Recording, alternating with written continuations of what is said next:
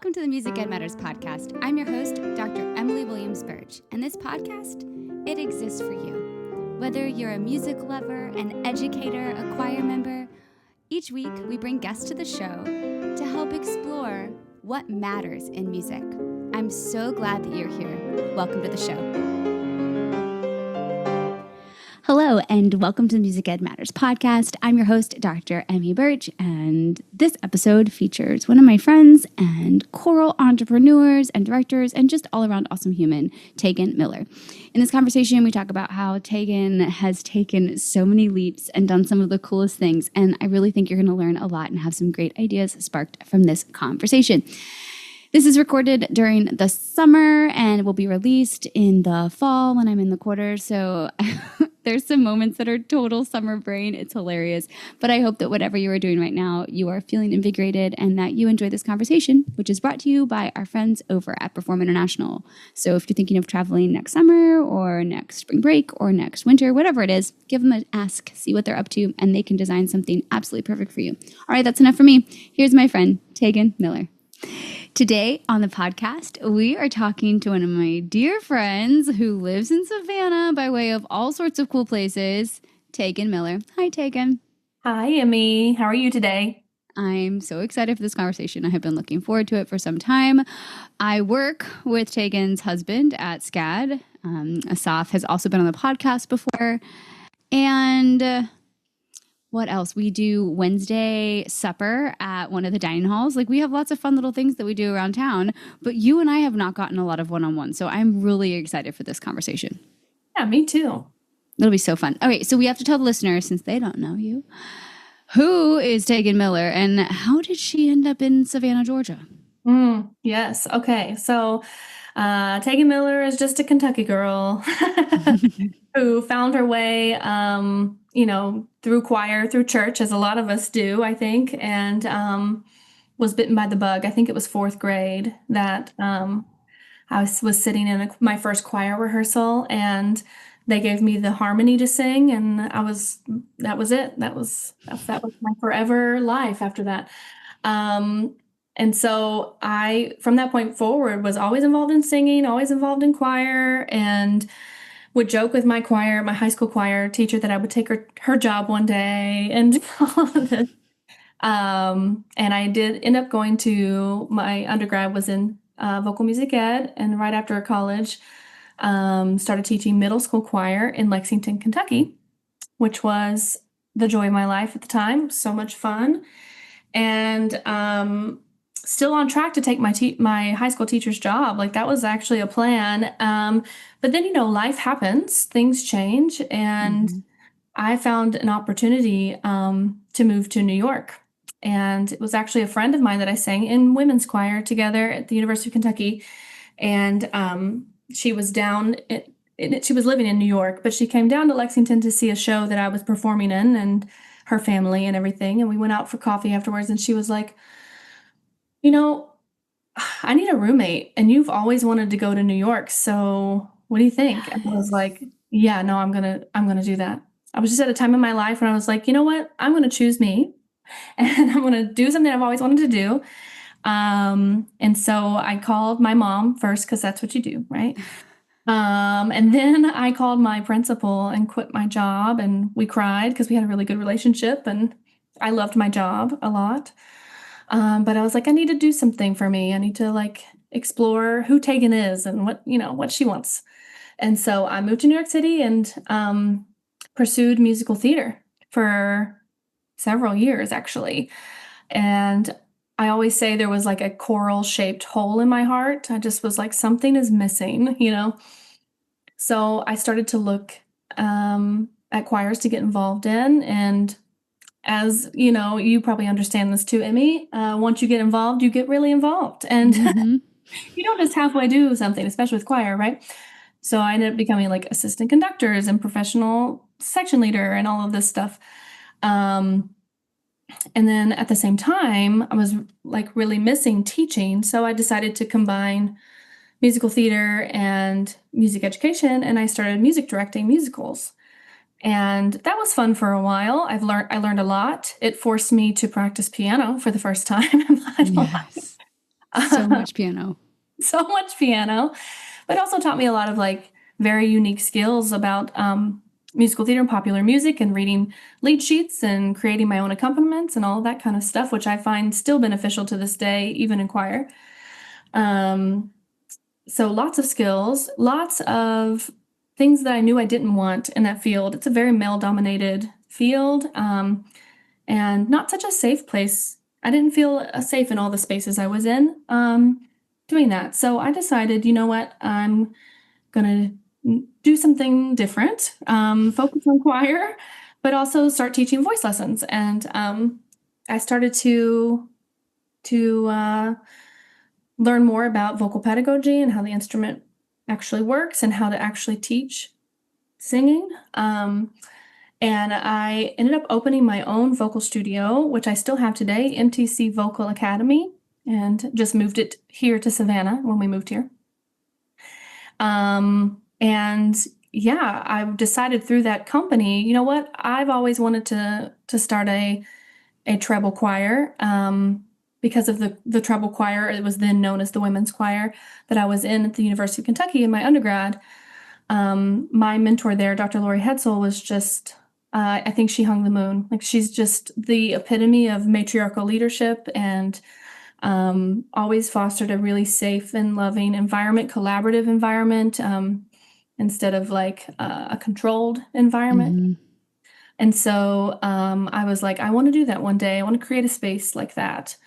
So I did it. We had our first rehearsal. This was in New York. And the next day, the world shut down. Oh, no. So I take that as a sign, like absolutely a sign, because I could have continued that in New York. But now that I have done that here, which we'll talk about, I know in my heart this is where it was supposed to be, where I'm supposed to be doing this. So anyway, as a lot of people in the world during COVID,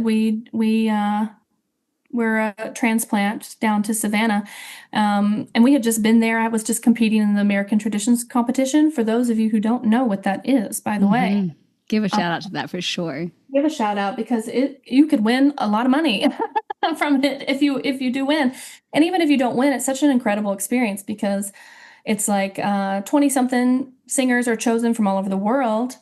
And you come in and you compete with 9 different genres of singing, and it's held in Savannah, Georgia. And so I was competing in March or February of 2020. It was fresh on my mind. Asaf, who you mentioned, my husband, has been playing the competition for like 12, 13 years or so.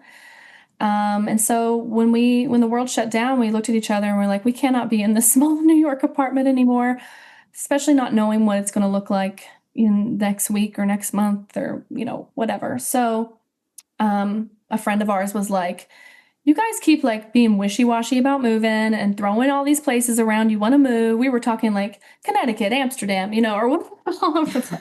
New Jersey. And so she's like, I'm going to count to 3 and you're going to say the first city that pops in your mind. Ready, go, 1, 2, 3. And we both said Savannah. So here we are. That's how we got to Savannah. I love that. And I know that like right when you first got here, there wasn't a lot of things going on musically in Savannah either. I mean, we were a little bit more open than in many states, but musically there wasn't a ton going on. So that's where the hummus business came from, right? Yeah, that was a pandemic project turned business overnight. Both of us musicians now know way more than we need to know about food business, I'll tell you. And yeah, I helped him start it in the beginning, and it was a fun ride, and I'm glad that I am removed from that, focusing on my own businesses, You have such good business acumen. It's summer and not all my words come out. Acumen. You know how to start businesses. You've done that with your private studio. You've done it with the Spectra Choir in New York and then restarting it down here. Where does that training come from? How do you know how to get started? How are you this awesome choir entrepreneur?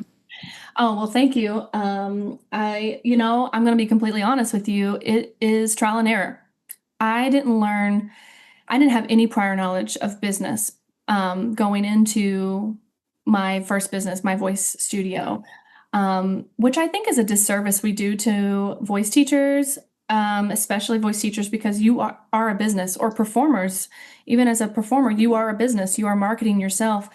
And so many programs, not SCAD though, which is great, but so many programs out there don't teach us basic business skills, basic accounting, basic, what actually accounting is, what bookkeeping is, how to make a budget for your business and how to charge based off of your budget, all of these very simple to those who are in the business world ideas, but it's absolutely not discussed a lot in the arts. But most of us are in our own business. Most of us are entrepreneurs. Most of us are freelancers.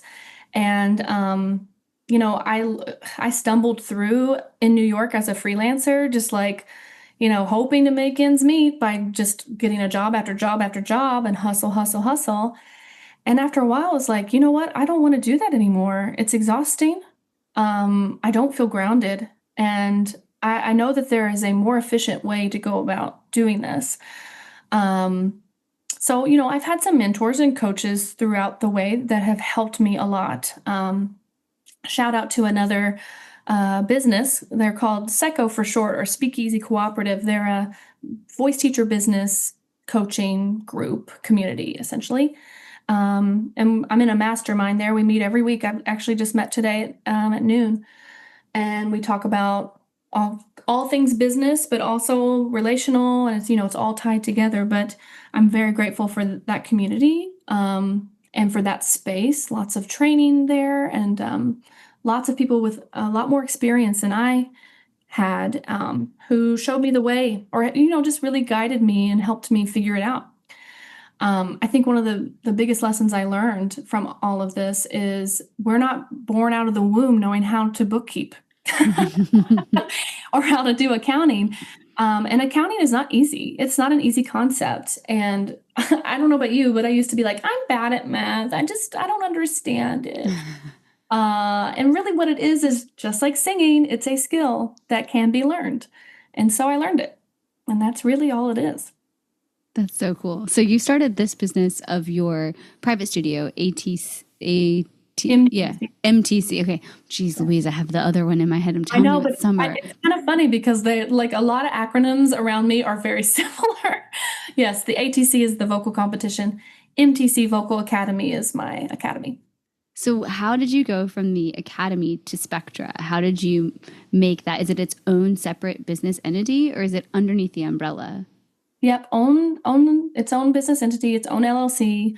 And yeah, it was actually so much easier to start Spectra because I had already done MTC and learned a lot, trial and errored a lot, made a lot of mistakes, right? And so I learned from those mistakes. And so basically it was just like copy paste a lot of things on the business side of things. And I literally built Spectra, the business end of it, on my last semester of grad school. I'm like on my lunch break building the website from scratch. I've never learned how to make a website. I just downloaded Wix and figured it out, But I was on my lunch break and in between writing, papers and presentations and studying for my comps and my finals. And I look back now and I'm like, I have no idea how I did all of that. But when you have a dream and you're very driven, you understand this, Emmy, you're a very driven person. You'll get it done because you care. So you find the time for it. And I love that you started an LLC. That's something you and I bonded over really quickly when you first came to Savannah, because the community choir I had before starting this GAD was an LLC. And I know why I chose that, but why did you choose the LLC method for your community choir? Yeah. Well, first of all, it was something I was familiar with, right? I had a lot of experience in it. And just for those listeners out there who might not know what that exactly is, the LLC is really just a protection for you and your business, but that's not all that goes into like being a business, obviously, but essentially businesses that are LLCs are just funded differently by offers, right, or services, as opposed to like a nonprofit, which choirs usually are. They're funded by primarily grants and donations and things like that. So it was familiar. I already had another business that was funding my life, right? So I knew that I could start this other business, Spectra, small, and let it grow slowly instead of trying to adhere to the traditional nonprofit model when you have a much bigger budget, usually, than an LLC will have. And so I was like bare bones from the beginning and like paid myself very little. I actually paid myself nothing in the beginning. And just was like projecting a couple years out and saying it's okay that I'm just accepting it. We're going to grow a little bit slower. And then also, this is a personal reason, but I've been involved in some nonprofits and some that we have shared and that are so mismanaged because they typically don't look at their nonprofit like a business, but it still is a business. And so they're just also trying to cobble things together and figure it out. And that's totally fine, but it's, it can be harmful in the process depending on what's going on. And not all nonprofits are like that, obviously, but in my experience in the choral world, there's been some that have been a little mismanaged, and it was hard to see that because like a lot of the decisions are made by a board, and I didn't want to have a board because I wanted to just grow this baby like I envisioned it, right? And not for just me and for this community right now, but for this community 10 years from now. Like I can handpick the like exact right people, quote unquote, right people for my board, for this organization. And it would probably be beautiful and wonderful. But what happens 10 years from now, if I'm gone, if they're gone, and they don't really carry out the mission and vision of the organization.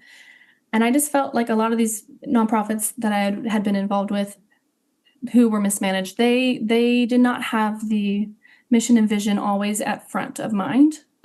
Even though they say they do, it's by its nature, you are beholden to grant requirements. You are beholden to donors. And there's nothing wrong with that. It's just the way that it is. And I didn't want to be beholden to that. I wanted to be beholden to the community members. And people singing. The people singing, yeah. I mean, that's why we do it. I felt like the LLC model was also a lot more nimble. You could pivot and change and shift to be whatever is needed for your community of singers. It was like you were your goods and service instead of a do good service organization. You were actually providing a service to the singers. So I found that during the pandemic, especially we were so nimble. We could pivot and change as we needed from week to week. And I think that helped us maintain over that period of time for sure.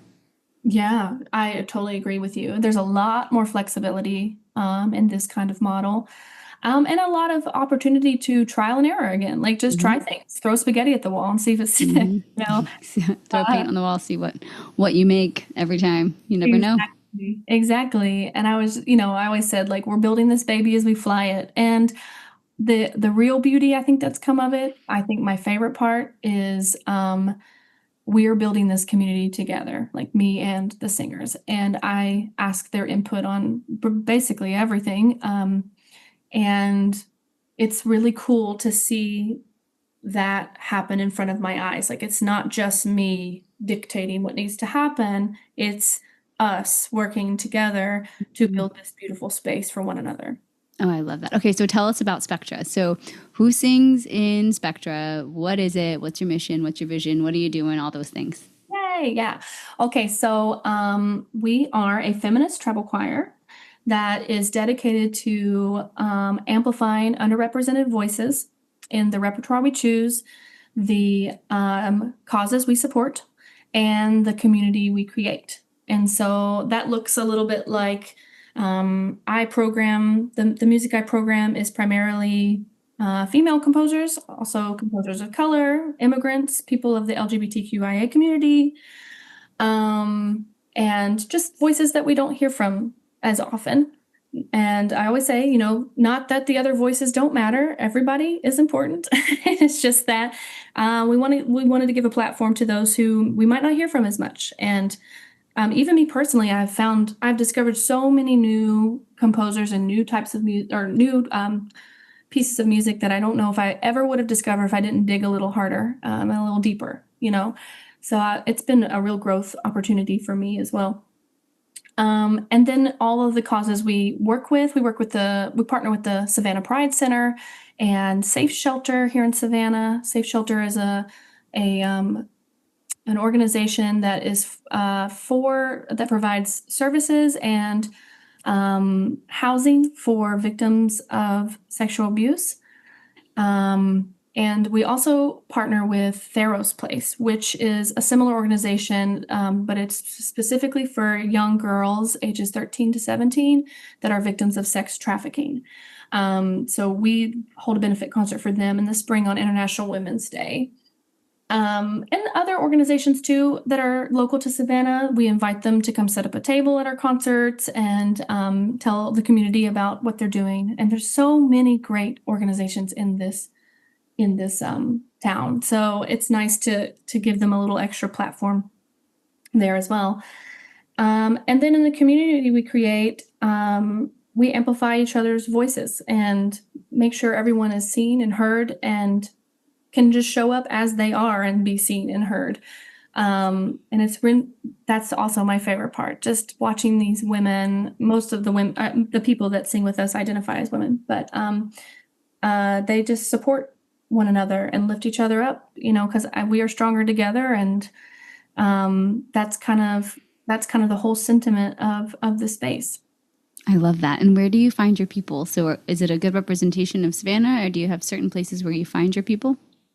Yeah, I think most singers are from Savannah. We do have a couple who come from like Statesboro, or I do have a singer that drives like 2.5 hours to every rehearsal, which is amazing to me. She's just like, there's nothing like this where I'm from. And, I want it. It's important to me. So she comes from far away, but I think most people are from the Savannah area or outside, like Pooler area. But I have big dreams, as we all do. And one of my bigger dreams is to hold a treble choir festival I used to say in the summer, but not here in the summer. No, please don't do it in Savannah in the summer. Everyone would die. It would be terrible. Maybe like February or something when it's beautiful and perfect. But yeah, and I hope to open that up across the world. Even, I don't know, whoever wants to come can come. It would be a festival where we would get together maybe a day or two, learn, rep together, and perform at the end of the weekend. And we just attended one like this, actually. Spectra did. We went to Denver to attend a treble festival there, because our collaborative pianist that used to play with us, Kelly Horton, moved there and broke my heart. But it's okay. She's happy and thriving. It's fine. But she works with a treble choir there. So we were like, let's go. Why not? And we had such a lovely time. It was so fun.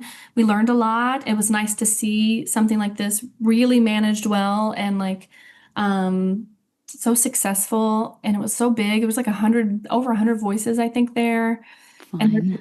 And Freddie was so wonderful. And, she was so, kind and generous and like answering a lot of my questions. And she's like, reach out anytime if you want to do something like this and let's talk over coffee, and small choral world. It turns out later when we became Facebook friends afterwards, her mentor in her undergrad, or maybe her master's, her master's, because it was one of my mentors in my undergrad at the University of Kentucky, Dr. John. Cool.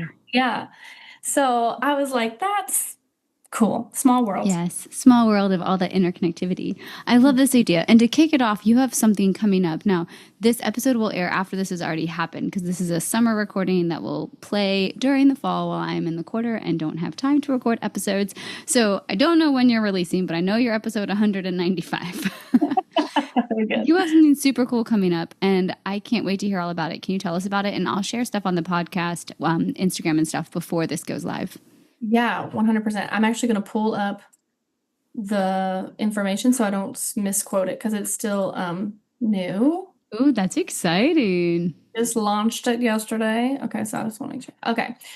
So this event is called Held in Harmony. It's a one-day choir retreat for all voices, not just treble voices. And it's all about joy and connection and making music together. And there's no pressure, no perfection, just like the pure joy of singing together. I wanted it to be a little bit holistic too, about the whole human. So we're having some like connection activities and games, and also holistic breath and body work with our friend Chelsea. She sings in the choir, alto one, and she's just like an incredible human that does this breath and body work, but also yoga and energy healing and all kinds of just about the whole human. And she has done some workshops with Spectra, and the singers keep asking for more and more and more of her because it's just really transformative, everything she did. Side note, during in November, after the election, we were all feeling a lot of feelings, as you can imagine. And we had a song called Fire. You've probably heard of it, the Katrina Guimond song. And we were rehearsing. I had scheduled her to do a workshop in that rehearsal about like guttural sounds that we make. And how natural they are and how they come from the body and how it come from the earth, and like really grounding ourselves and making these guttural sounds, because this is the kind of sounds we had to make in this piece. And it just aligned that workshop was the day after the election, and so we had an entire rage-filled like guttural yelling workshop, and then getting in tune with our like bodies into the earth. Oh my God, it was so life-changing for all of us. I mean, we're all in tears. We're all, it was just like, it's an incredible experience. I'll never forget. So anyway, she's back. She's going to be doing not a guttural yelling workshop, but kind of an in tune to the body and breath workshop, which is going to be really great. I'm also custom arranging a piece for the day that is going to be world premiered, I guess, in Savannah, Yeah. and we're going to record it at the end of the day. So really excited to just like be with one another, because I feel like this is what we need most these days, is just connection with other humans and making joy and being creative and, enjoying what it is to make music together, something bigger than yourself. Your voice is so much more powerful in a group. So this idea started where? You said you just launched it yesterday. So where did this day workshop come from? What's the idea behind it? Oh yeah. So I was super inspired by the Gaia Collective. This is, you've probably seen them out of Brooklyn, New York. It started with like, I don't know, 50 singers or something in a basement in Brooklyn. And they just got together.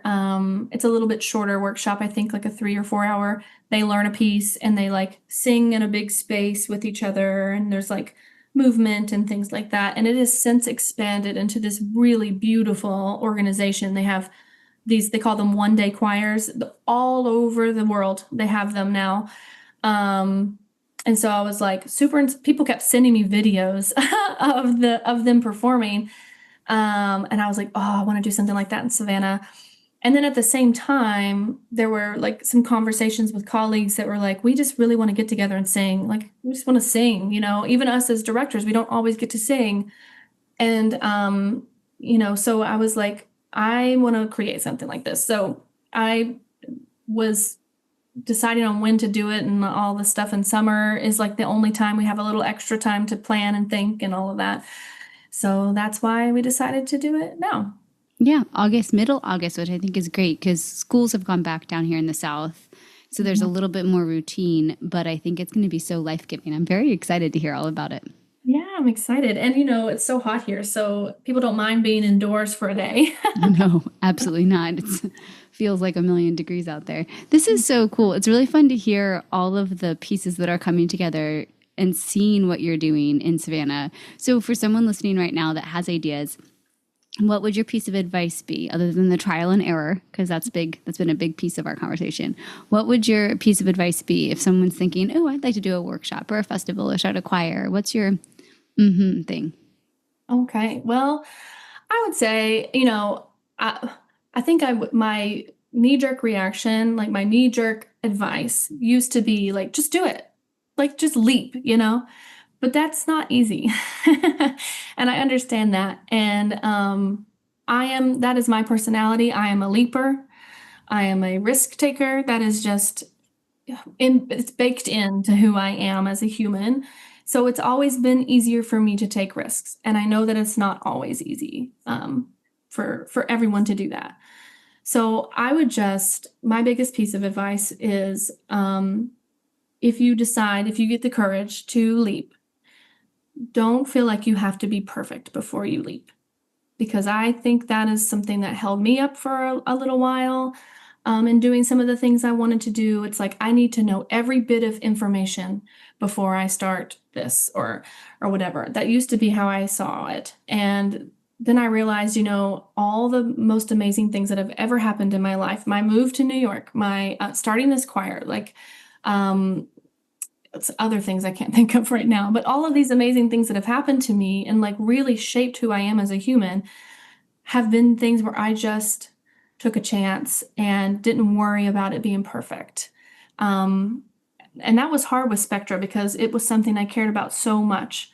And I was like, well, I kept saying that in my head, build this baby as I fly it, build this baby as I fly it, and just be okay with making mistakes. And you know this as well as I do, Emmy, in the choral world, mistakes are not always welcome. Correct. And they're not always held in a safe space. And there's nothing wrong with wanting excellence, and I do also want excellence in the things that I do. But at what cost? If we're beating down our singers and self-flagellating ourselves because we made mistakes, then at what cost? There's no joy in that. And music is joyful by its very nature. It is joyful.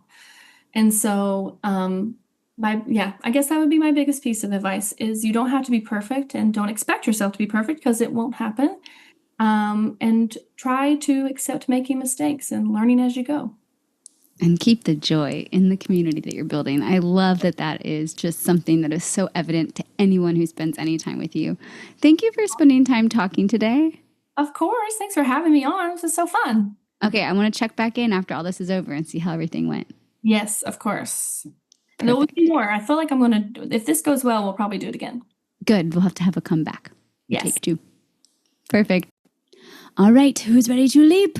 Remember, you don't have to be perfect. You just have to go and trial and error and see what happens. Throw paint against the wall, see what sticks.